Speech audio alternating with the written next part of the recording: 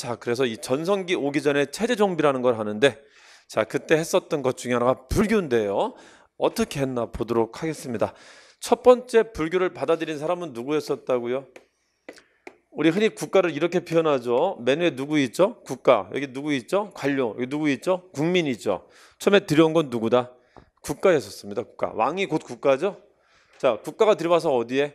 귀족들한테 전파하는 겁니다. 그래서 여기 같이 불교 믿는 사람이 돼요.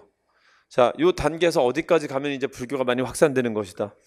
대중 단계까지 갈 때 그 초반은 아직까지 요 얘기를 할 겁니다. 그래서 이 들여오는 주체가 누구다?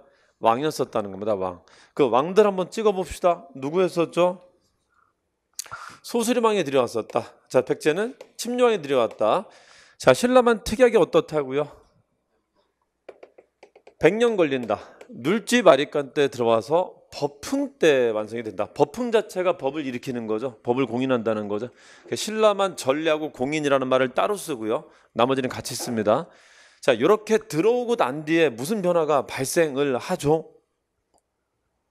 왕이 전파하면은 불교가 들어올 건데, 그러면은 승려들이 생긴다고요. 승려들이. 여기 관료만 생기는 게 아니라 그 나라 지도층에는 승려라는 것도 생긴다고요. 승려.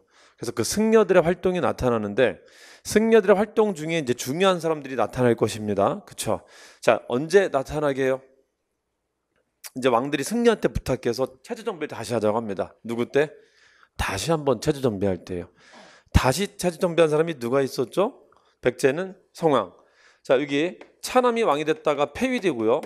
장남계가 다시 되찾았을 때 누구 때? 진평 때 다시 체제 정비하고요. 자, 고구려는 누구 때 다시 체제가 살짝 정비가 된다? 영양가 있었던 왕 때 살짝 정비가 됩니다. 살짝. 자, 여기를 세기는 몇 세기라고 하죠? 자, 여기까지 6세기라고 하고요. 여기서부터 이제 7세기로 넘어갑니다. 이 왕들 때. 자, 그래서 요때 사람들이, 요때 승려들이 다시 체제 정비를 도와줍니다. 이때 체제 정비를 도와주는 건 독특하다 그랬었죠. 뭐가 독특하다 그랬었죠? 이게 뭐다? 불교 겸 율령을 전파해주는 역할을 한다 그랬었죠. 이걸 무슨 종? 계율종을 전파했다. 계율종. 누구죠? 겸익이라는 사람인데, 사람들이 좀 믿으라고요. 인도까지 가서 경전을 직접 가져왔다는 말까지 합니다. 인도까지 가서 율장을 가져왔다라는 말까지 합니다. 많은 정당성을 좀 얻으려고요. 실제일 수도 있고요. 자, 그럼 진흥왕 때 활약했었던 승려 중에요. 고구려 승려인데, 이 진흥왕하고 법흥왕이 불교를 되게 많이 사용한 왕입니다. 이른바 무슨 왕? 여기 왕들을 불교왕이라고도 하죠. 불교왕. 그렇죠? 여왕 때까지를 불교식 왕명기라고 합니다. 불교를 상당히 아꼈던 왕이었었는데, 자, 이 진흥왕 때 고구려에서 내려와서 신라에 교단을 조직해 준 사람이 있어요. 지혜롭고 아량도 넓은 사람. 이게 누구다? 해량이라는 사람이 있어요. 해량. 자, 이 사람이 교단을 조직해 주는데, 교단이라는 것은 이제 위계적인 개소 조직이 생긴다는 겁니다. 불교 개소 조직이. 거기에 뭐 국통, 주통 이런 나름의 서열 같은 관계가 이제 생기게 돼요. 그러면서 더 발전해 가게 됩니다. 자, 두 번째. 자, 우리 신라 두 번째 체제 정비한 왕이 누가 있다고요? 진평이죠. 이 사람 때도 뭐가? 이 사람 때도 똑같습니다. 뭐가? 계율종을 성행시킵니다. 계율종. 그러니까 체제 정비에 불교가 들어간다니까. 근데 두 번째 체제 정비는 불교와 율령 역할을 같이 하는 걸 전파한다는 겁니다. 같이. 1타 2피. 요건 누구죠? 요거는 원광이라는 사람이다. 원광. 이 원광은 누구한테도 계율을 전파하죠? 싸움 열심히 해야 되는 친구들. 누구? 화랑도한테도 계율을 전파합니다. 그게 뭐죠? 세속오계라는 걸 전파하게 됩니다. 세속오계. 자, 스님들이 지켜야 되는 8가지 계율이 있는데, 너희들은 8가지는 지키지 못할 테니까 세속에서는 5개만 지키면 된다 라고 하면서 규칙을 세워준 겁니다. 규칙 있을 때 사람들이 질서 있게 살까요? 아니면 규칙 없을 때 질서 있게 살까요? 있을 때 나라의 질서가 생기는 겁니다. 자, 거기에 자, 이렇게 체제를 정비했는데 다시 위기가 오죠. 무슨 위기가 오죠? 아들이 없었죠. 뭐가 등장한다? 여왕이 등장하게 되는데, 자, 여왕이 왕이 된 것은 정당성이 있어요, 없어요? 약해, 강해? 약하단 말이야. 이 정당성을 뒷받침해주기 위해서 어떤 스님이 또 역할을 줍니다. 그러니까 도와주는 거야. 이 당시 불교는 국가를 위한 불교입니다. 국가를 위한. 자, 이때 도와준 사람이 누구였었다? 자장이라는 사람이라는 거죠. 자장. 자장이 뭘 도와주죠? 요 탑만 지으면은 주변 국가나 부족들이 자장자장해질 것이다 라고 하면서 뭐 짓자고 하죠? 황룡사 구층 목탑을 짓자라고 합니다. 실제 선덕여왕 때 큰 역할을 했었던 게 선덕여왕 때 대국통으로 있으면서 이런 역할을 도와줍니다. 그리고 방금 했었던 계율종을 종단으로 실제 우리나라에 정착시켰다라고 해요. 이 사람이. 여기는 계율종이라는 것을 전파만 하고 있었다면 이 사람은 종단까지 세웠다라고 합니다. 자장이라는 사람이. 자, 그래서 계율종도 어느 정도 발전했다라고 이제 하는 겁니다. 자, 그러고 나서 스님 역할 중에 굉장히 큰 역할을 하는 스님들은 언제 나타나죠? 그 당시 시대 상황이 있죠. 어떤 상황이 있죠? 자, 여기 요 세기가 마지막이 여왕이 마지막인데 진덕 여왕 거치고 나서 남자가 이제 왕이 되죠. 그 남자가 왕이 된 뒤부터 여러분 이 남자 여자 말하는 거 오해하시면 안 돼요. 당시 시각으로 봤을 때 여자가 왕이 된다는 게 당시 시각에 맞지 않는다는 거를 말씀드리는 거지 지금 얘기를 하는 게 아닙니다. 그때 시각으로 보셔야 돼요. 그때 시각. 사람들이 인정하기 힘든 상황이었었다고 그게. 유일하게 신라만 그런 사례가 있었는데 위기였었단 말이에요. 그때가. 그때 위기를 도와준 사람들이 누가 있었다고요? 남자 2명이? 김씨 2명이 있었다는가. 그 김씨 중에 하나가 왕이 됐을 때부터 신라가 다시 성장하게 되는데 성장하는데 어떻게까지 성장하죠? 뭐 다른 나라 그냥 다 없애버린다는 거지. 이때 무열왕은 백제 없애고 문무왕은 고구려 없애는데 자 이렇게 다른 나라 없애면은 무슨 일이 발생을 할까요? 무슨 일이 발생할까? 자, 요만했었던 국가가 이렇게 커지면요, 뭐가 들어오죠? 새로운 국민들이 많이 들어오게 되는데 이 사람들은 뭐일 가능성이 크죠? 내 아빠가 쟤들 때문에 죽었단 말이에요. 우리 누이가 쟤들 때문에 죽었단 말이죠. 적국의 국민들이었었다고. 적국에 백제 국민이 들어올 수도 있고요, 고구려 국민이 들어올 수도 있고 여러 가지 양상의 사람들이 들어올 수 있다는 거죠. 이걸 이 상태로 두면은 이 왕이 국가를 통치할 수 있을까요? 없을까요? 안 돼. 이 사람을 왕의 신하로 만들어야지만 뭐를 할 수 있죠? 얘들을 또 데려다가 전장터로 내몰 수 있다는 거죠. 거기에 더없이 좋았던 게 뭐였었다고요? 불교인데 이번에 불교 역할은 좀 다르다는 거야. 여태까지 불교가 전파가 왕이 이쪽에 전파하는 게 핵심이었었다면은 이제 그게 노선을 어디로 바꾼 거죠? 이 불교 전파를 대중에까지 전파한다는 겁니다. 그래서 왕이 이쪽에다 국가에다 불교를 만들었을 때 이 중에 승려들이 생겼는데 그 승려 중에 일부가 각성해서 야 이제 무지랭이 민중들도 글도 전혀 모르는 민중들도 이 불교를 좀 알게 해야겠다라는 사람이 등장했다는 겁니다. 이분들은 순수하게 했지만 결국 이 사람들이 누구한테 도움이 되는 역할을 한 거라고요? 국가에 되게 도움이 되는 역할을 했다는 겁니다. 자, 그 두 분이 누구라고요? 무열, 문무, 신문. 이 사람이 통일하죠. 통일국가 만들고 나서 체제 정비할 때까지 뭔가 힘이 돼준 사람들이라고. 그 사람들이. 그게 누구다? 그 사람들이 효상이라는 사람입니다. 효상. 누구죠? 원효 의상이라는 건데, 자 이분들이 시험에 제일 잘 나오는데요. 이분들을 공부하려면 반드시 뭐 먼저?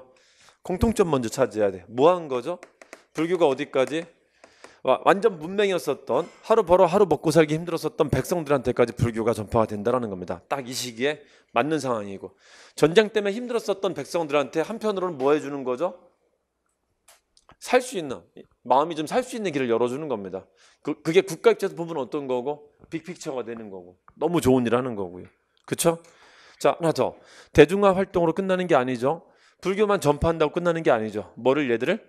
하나로 묶는다라는 겁니다. 통합의 논리를 지시하고 있다는 거죠. 통합의 논리를. 자, 이런 이 시대 사명에 딱 맞는 역할하고 돌아가신 두 분이 누구였었다고요? 효상이라는 겁니다. 자, 그래서 둘의 공통점이 뭐죠? 대중화 운동이다. 또 하나의 공통점이 뭐다? 통합의 논리를 제시했다는 건데, 그럼 똑같은 건데 어떻게 이걸 이 사람들 구분해서 문제를 내죠? 확인하되 스타일이 달랐었다는 겁니다. 스타일이. 그렇죠? 어떻게 스타일이 달랐었죠?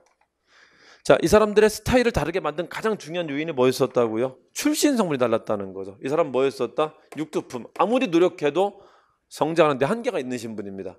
이 사람 뭐죠? 지금 조금만 노력해도 내가 성장하는 게 보장이 되는 사람입니다. 그러니까 노력에 메리트가 있다고.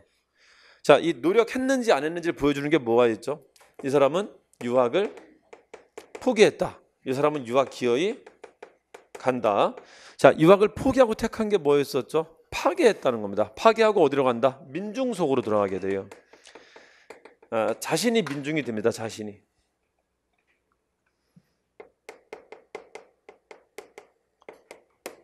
민중이 됩니다. 자, 이 사람은 어떻게 해야 한다? 이제 유학 갔다 왔으니까 대학으로 들어갑니다. 대학 가서 대학 교수가 됩니다. 이걸 뭐라고 하죠?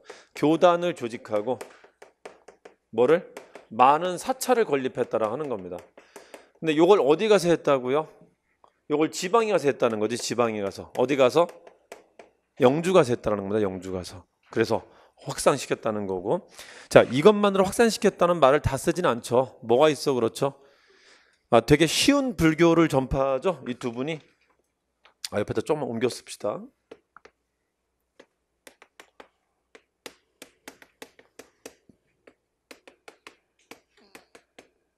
자, 쉬운 불교 전파하는 게 뭐였었죠? 여기는 나무 아미타불만 외우면 된다. 이걸 뭐라고 하죠? 아미타신앙. 자, 이분 어디 계신다고요? 서방 정토에 계십니다. 정토신앙을 전파했다라고 하는 겁니다. 자, 이분은 뭐만 외우면 된다? 자, 얘들아, 니네는 글도 모르잖아. 니들은 그러니까는 뭘 볼 필요가 없다. 책을 안 봐도 돼. 뭐만 하면 된다. 나무하면서, 빨래하면서, 밥하면서 요것만 암송하렴 하면서 쉽게 알려주는 겁니다. 그게 뭐다? 나무 아미타불. 또 하나가 뭐다? 관세음 보살이라는 겁니다. 자, 이 중에 관세음 보살하고 나무 아미타불의 다른 점이 있죠. 이건 뭐다? 부처. 신계에 계시는 분이고요. 이건 보살. 어디에? 신계와 인간계를 걸쳐 갖고 있는 분입니다. 자, 다 깨달았지만 신계로 가지 않고 잠깐 기다리는 분이죠. 누구 데려가려고? 남아있는 이 진흙탕에 뒹구는 백성들 데려가려고 기다리고 있는 겁니다. 그래서 이 사람은 현실에 있는 사람이야. 우리 현실 근처에. 그래서 그걸 현세신앙이라고도 합니다. 현세신앙. 이건 내세신앙이라고 하고요. 자, 이걸 뭐라고도 하죠? 관음신앙. 이건 아미타신앙이라고 합니다. 자, 아미타신앙은 꽤 유행했기 때문에 이분한테도 써요. 아미타신앙과 더불어 관음신앙을 전파했다라고 합니다. 자, 그리고요, 당시 대립하는 사람들을 통합시키기 위한 논리를 제시하기도 하는데 이분은 어떻게 제시하죠? 이른바 하나다. 자, 부처님 말씀이 공, 모든 것은 다 비어있다, 존재하지 않는다라고 말했던 사람들이 있다면 아니다. 부처님이 언제 그런 말 했냐? 부처님은 모든 것은 존재한다고 봤다. 식사상, 공사상이 대립하고 있었는데 놀랍게 원효 스님이 무슨 말을 했죠? 얘들아, 물과 얼음이 같은 거야 다른 거야? 니네는 지금 현상만 보고 얘기하고 있지만은 그 근원은 뭐다? 같다라는 겁니다. 우리 정치 현상도 얘기할 수 있다 그랬었죠. 지금 정치인들이 다투고 있지만 이 사람들이 같은 얘기를 하고 있는 것이라면은 이 사람들의 다툼을 화합시킬 수 있다고 없다고요? 있다는 거야. 궁극적으로 정치인들이 다투는 걸 뭘 위해서 다투는 거죠? 국익을 위해서 다투는 거죠. 그러니까 그 국익이라는 공통점을 찾아만 준다면은 싸울 필요가 없는 거야. 같은 말 하는 거기 때문에. 근데 그 공통의 국익이 만약에 없는 거라면 이 싸움은 화해시키지 못합니다. 원효는 그걸 찾아낸 겁니다. 원효는. 아시겠죠? 자, 니들이 말하는 것은 원래는 하나야. 이런 말 한 거죠. 이게 뭐다? 일심이라는 것이고, 자, 이런 방식으로 다툼을 화합시키는 걸 뭐라고 하죠? 화쟁이라고 하는 겁니다. 화쟁. 그러니까 화쟁은 기본적으로 다툼을 화합시킬 때 너도 참아, 너도 잘못했잖아, 너도 문제 있어, 반씩 양보해 이러는 게 아니라 니들 말은 뭐다? 서로 같은 말이다 하면서 싸울 필요 자체를 없게 만드는 게 이게 화쟁의 논리입니다. 화쟁이. 서양에서 말하는 변증법 같은 논리하고도 다른 되게 독특한 논리예요. 둘을 인정하면서도 싸우지 않게 하는 논리라고요. 아시겠죠? 자, 이분은 뭘 했었죠? 화엄종을 개창하는데 화엄종의 뜻이 뭐라 했었죠? 자, 화엄종 개창한 절이 영주 부석사를 했었죠. 지방에서 개창합니다. 영주 부석사라는 말에 부석이라는 말이 들어가죠. 이 부석이라는 말의 의미가 뭐가 있다고요? 무슨 용이 돌을 띄웠다라는데 개소리고요. 뭐라고요? 누군가의 지원이 있었을 걸 보여주는 설화라고 저게. 자, 화엄종의 뜻이 뭐라고요? 이게 융합종이라는 겁니다. 융합종. 융합시킨다는 겁니다. 무슨 말이 했었죠? 하나가 곧 전체요, 전체가 곧 하나다. 일종의 전체주의 논리 같은 걸 제시한다는 겁니다. 그래서 우리는 하나지 않니? 이런 논리를 전파한다는 겁니다. 이게 퍼지기만 한다면 어떨까요? 그러면 통치하기 쏠쏠할 겁니다. 남이 아니라면, 우리가 하나라면. 그래서 통일 후에 신라 사회를 이끌어가는데 아주 좋은 논리를 제시한 게 화엄종이라는 겁니다. 우리는 하나. 이거는 다툼을 해소하는 방법을 제시한 거고 조금 달라요. 이거는 그냥 우리는 하나다, 전체다라는 개념을 제시한 것이고요. 자, 이게 몇 세기 때 사람이죠? 7세기 중후반 때 요 사람들 때 활동했던 사람들이고요. 자, 이게 누구도 있죠? 원측이라는 사람도 있어요. 이 7세기 중후반 때. 원측이라는 사람이 조금 덜 나오죠. 이유가 뭐죠? 이분은 중국에서 활동하기 때문에 그렇습니다. 다만 누구 제자였다는 게 큰 의미가 있다고요. 자, 우리 서유기라는 책에 등장하는 주인공 스님이 누구죠? 현장법사. 그분 제자 누구 아니라고? 원래 그분 제자 원숭이 돼지 있잖아요. 원숭이 돼지 아니라고. 누구라고? 원측이라는 사람이 있다는 거다. 원측. 그 현장에 수제자가 있었는데, 규기라는 사람이 있었는데 이 사람과 대립할 정도로 자기 학설도 가지고 하나의 학派 형성이 갖고 중국 불교에도 크게 발전을 영향을 미치게 됩니다. 자, 그리고 8세기 들어가면 나타나는 스님들이 있죠. 중요한 스님. 누구 있죠? 뭐 말하자면 심각해진 사람들이 있어요. 심상. 자, 의상이 만들었었던 화엄종을 일본에 전파한 사람이고요. 김교각이라고 해갖고 지장부살인데, 이 지장부살이 신라 왕족입니다. 신라 왕족 김씨. 신라 진골에 섰습니다. 자, 해초라는 사람이 있었죠. 자, 우리 한자의 초라는 게 영어로 따지면 트랜스라는 뜻인데요. 트랜스는 가다는 뜻인데 이렇게 물리적으로 가는 거리를 말하지 않죠. 초월적으로 가는 거리를 말하죠. 멀리 갔다 온 사람이야. 어디? 인도 갔다 왔다. 저분과 다르게 이 사람은 뭐가 남아있다? 증거가 남아있어요. 이 증거. 그게 뭐죠? 왕호 천축국전이라는, 현재 프랑스에 있습니다. 이 증거가 남아있어 갖고 아주 중요하게 됩니다. 오천축국이 인도를 말합니다. 진표는 특징이 뭐라 그랬었죠? 이 사람 경덕왕 때 활동했던 사람인데 특징이 뭐라 그랬었죠? 진짜 편하는 사람이라 그랬었죠. 자, 이름에 경자가 들어가면 특징이 뭐가 있다고요? 왕권이 기울고 누가? 귀족권이 다시 살아나는 시기라 그랬었죠. 자, 이때 어디 가서 백제계 유민 전라도 지역 가갖고 그쪽 주민들을 으쌰으쌰 하고 있었다라는 거죠. 그러니까 나라 힘이 좀 빠지고 있었다는 것을 보여주는 증표 중에 하나가 돼요. 그게 아시겠죠? 그래서 한국 불교가, 신라 불교가 크게 경상도권과 전라도권으로 양분됐다라고 해요. 경상도권의 화엄종과 전라도권의 법상종으로 양분이 됐다라고도 합니다. 이게 누구 왕 때? 이름에 경자 들어가는 왕 때 진짜 편한 활동을 한 겁니다. 뭐 했답니까? 일단 사람 모을 때 하는 게 뭐였었죠? 점찰법회. 자, 정확히 알 수는 없지만 메시아 신앙을 전파했었어요. 그래서 그쪽 사람들을 자극했던 걸 수도 있습니다. 메시아 신앙을 전파합니다. 그게 뭐죠? 미륵 신앙을 전파합니다. 자, 그러고 거기에다 종단 하나 만든 게 있다. 그게 뭐다? 법상종이라는 겁니다. 법상종. 이 법상종이 학문으로 따지면 유식학인데요. 유식학의 대가가 이 사람이었었어요. 현장스님. 이 사람한테 배워서 대가가 된 사람이 원칙인데, 이 유식학에 근거한 종단을 만든 사람은 원칙이 아니라는 거지. 누구다? 진짜 편하는 사람이 만들었다는 겁니다. 종단을 만들었다는 것은. 학문한 사람은 이 사람이 더 잘했었고요. 아시겠죠? 자, 여기까지. 자, 여기까지 했는데 우리 마지막 주제 하나 더 있었죠. 자, 이렇게 함으로써 불교가 어디까지 내려갔죠? 어디까지 내려갔죠? 여기는 있었고 어디까지? 여기까지 내려왔는데 지금 어디까지 내려온 거죠? 전쟁기 때 여기까지 내려왔었습니다. 근데 여기까지 내려와도 기본적으로 애들은 똑똑하다, 무식하다? 무식한 사람들이에요. 무식한 사람들. 근데 지금까지 했었던 불교를 통틀어 교종이라고 하는데요. 교종은 책 보고 하는 종파를 말합니다. 교종은 기본적으로 한계가 있습니다. 무슨 한계가 있죠? 중앙에 치우칠 수밖에 없고요. 여기 위주로 갈 수밖에 없고, 책으로 가다 보니까는 난해한 이론에 치우칠 수밖에 없게 돼요. 결국은. 그러니까 점점 누구랑 다시 괴리가 된다? 얘들과 다시 괴리가 되게 됩니다. 너무 어렵다는 거지. 그렇게 갈 수밖에 없어요. 그러니까 의상스님과 원효스님이 특이했던 겁니다. 얘들아, 이것만 하면 돼 했었던 건데, 이 지식인들은 이거 가지고 이론 풀고 썰 풀고 얘기하면서 어렵게 만들어갈 수밖에 없다는 거야. 책 보고 하면은. 자, 거기에 이 교종 자체를 부정하는 혁신적인 불교 하나 등장합니다. 그게 뭐죠? 난 책 안 봐. 야, 이거 책은 가짜야. 부처님 말씀은 저 책에 있는 게 아니야. 어디에 있다? 내 마음 안에 있다. 그러니까 책 보지 말고 뭐 하라? 참선하라. 그럼 뭐 할 수 있다? 이 안에 있는 불성을 찾아낼 수 있다라는 종파가 등장하면서 아예 혁신적인 패러다임을 만들게 됩니다. 이걸 뭐라고 하죠? 참선하는 종파, 선종이라고 하는데, 이거는 기존의 체제에 대한 반발로 나타났기 때문에 여기서 활동하지 않아요. 어디서 활동한다? 아예 산속에 들어가서 활동합니다. 그래서 선종을 산문이라고 돼요. 9개의 산문이 생깁니다. 그리고 선문이라고도 합니다. 선종, 참선하는 문파다라고 해왔고요. 자, 이렇게 지방에서 활동하는데 이 선종은 특이하게 뭐를 강요하지 않는다.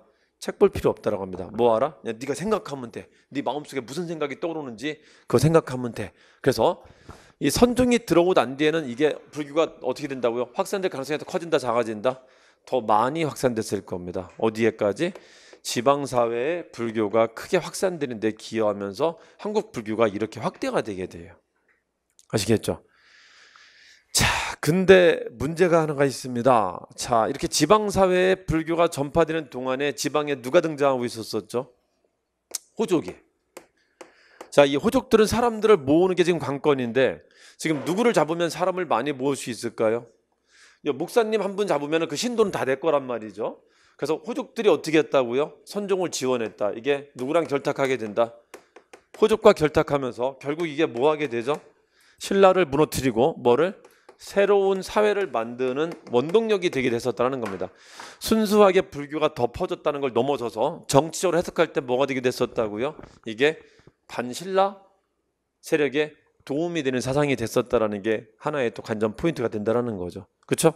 자, 여기까지 말씀을 드린 겁니다. 여기까지. 자.